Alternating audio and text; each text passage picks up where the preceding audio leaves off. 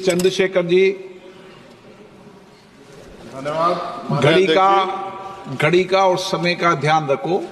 6:30 बजे मंत्री जी मैं का जवाब आना है। आपके एक से एक शब्द की वैल्यू समझता, आप कहो मैं बैठ जाऊंगा सर।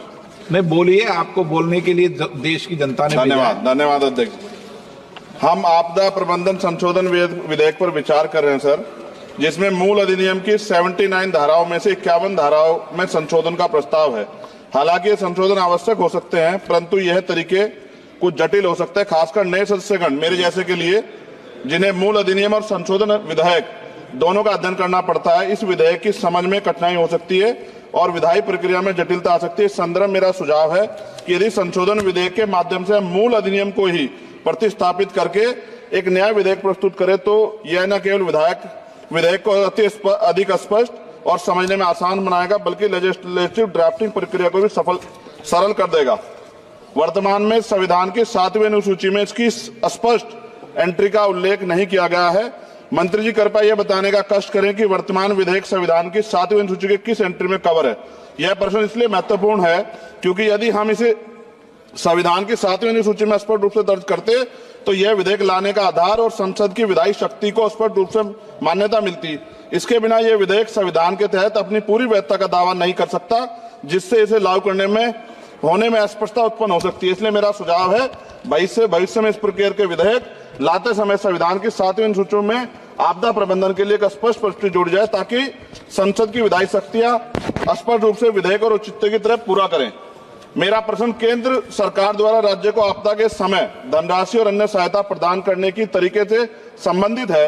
हम सभी जानते हैं कि जब भी कोई आपदा आती है, केंद्र सरकार विभिन्न राज्यों को राहत देने के लिए धनराशि और सामग्री भेजती है। हालांकि यह देखा गया है कभी कभी सरकारें अपनी पार्टी शासित राज्यों में को प्राथमिकता दे, जबकि विपक्षी दल द्वारा शासित राज्यों को धनराशि कम, विलंब और भेदभाव पूर्ण तरीके से दी जाती है। इस भेदभाव का राजनीतिक विवाद और आरोप प्रत्यारोप उत्पन्न होते हैं। विशेषकर जब आपदा की स्थिति गंभीर होती है तो यह भेदभाव और देरी राज्यों के लिए अधिक संकटपूर्ण हो सकता है। इसलिए मेरा सुझाव है इस विधेयक में एक स्पष्ट प्रावधान होना चाहिए, जिसमें यह सुनिश्चित किया जाए कि सभी राज्यों को आपदा के सहायता समान रूप से समान मानकों के आधार पर दी जाएगी। यदि प्रारंभिक सहायता प्रदान की जाती है तो यह सभी राज्यों के लिए समान और किसी भी राज्य में भेदभाव का शिकार उसको ना होना पड़े। साथ साथ विधेयक में यह प्रावधान है कि आपदा डाटाबेस के साथ अगर आर्टिफिशियल इंटेलिजेंस, रिमोट सेंसिंग और डाटा एनालिटिक्स जैसी टेक्नोलॉजी का इस्तेमाल कर डाटाबेस की उपयोगिता बढ़ा सकते हैं। इस प्रावधान भी विधेयक के हों। एनडीएमए में जो आपने स्पेशली स्टाफ रखेंगे, क्या नियुक्ति में SC, ST और OBC को आरक्षण का प्रावधान दिया जाएगा? क्या ये बल सिर्फ मैन पावर होंगे या आवश्यक राहत सामग्री उपकरणों से भी लैस होंगे? इन बलों को वित्तीय संसाधन भी देने होंगे जिससे प्रभावी ढंग से कार्य कर सकें। आपदा प्रबंधन नीति डिजाइनिंग में पूर्व चेतावनी प्रणालियों के उन्नयन को शामिल करके पूर्व चेतावनी प्रणालियों को प्राथमिकता दी जाए। आपदा प्रक्रिया कोष में ऐसे प्रावधान होने चाहिए कि आपदा होने के 24 घंटे में ही प्रभावित राज्य जिला प्रशासन को एक निश्चित प्रारंभिक राशि जारी हो सके। जापान जैसे देशों के तहत 72 घंटे की महत्वपूर्ण प्रतिक्रिया योजना को लागू करना, ताकि समय और बचाव कार्य कुशल समय में हो। जनता और NGO को भी एक्ट के तहत बनी सभी एजेंसीज के साथ मिलकर काम करने की योजना पर बल दिया जाना चाहिए, किंतु संशोधन विधेयक में ऐसा कोई प्रावधान नहीं दिखता जो कि आपदा के समय नागरिकों, NGO और सामाजिक संगठन रोल को सुनिश्चित करे। आपदा राहत को नागरिकों के लीगल राइट बनाने पर जोर देना चाहिए।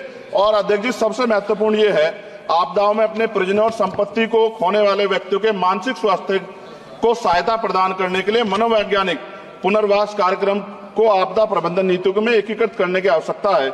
वायु प्रदूषण ये भी एक तरह का डिजास्टर है। दिल्ली और NCR के तमाम क्षेत्रों में अध्यक्ष जी इतनी बुरी हालात है, हवा जहरीली हो गई है। मेट्रो सिटी में सब जगह हाल है, इसको भी इसमें जोड़ा जाना चाहिए।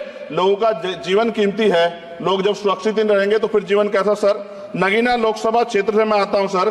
किसानों को हर बार बाढ़ के कारण नुकसान होता है और जब वो जाते हैं दफ्तरों में तो अधिकारी धमकाकर भेज देते हैं वापस।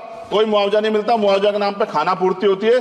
सभी लोगों में चिंता है अध्यक्ष जी। इसलिए मैं माननीय मंत्री जी से मांग करूंगा कि जो मांगे हम देश में रखी हैं, अगर उनको जोड़ दिया जाए तो इसका फायदा आम जनता, किसानों, सब उन वर्गों को मिलेगा जिनके लिए हम लोग सोचते हैं। और भारत बड़ा देश है, बड़ा भूवर्ग है, कहीं बाढ़ है, कहीं अग्नि है, कहीं जो है रेत की समस्या है, तमाम तरह की मुसीबतें यहाँ है।